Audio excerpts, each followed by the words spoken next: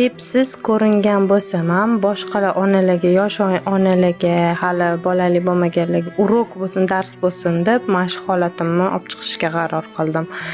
Ichi ketayotgan bolaga tagiga plyonka qilib ishlatish kerak, almashtirish kerak-ku.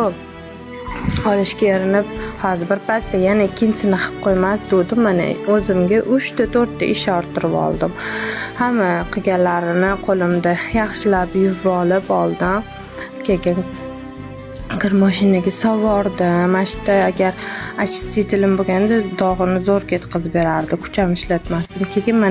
Keyin safar plyonka soldim, arzonroq pampers sotib oldim, baby bu, keyin o'rsa oldim ichiga. Kirlarni ilib qo'yib, hamma yoqni chiroyli qilib oldim. Yosh kelinlarga tekin maslahat berib keting.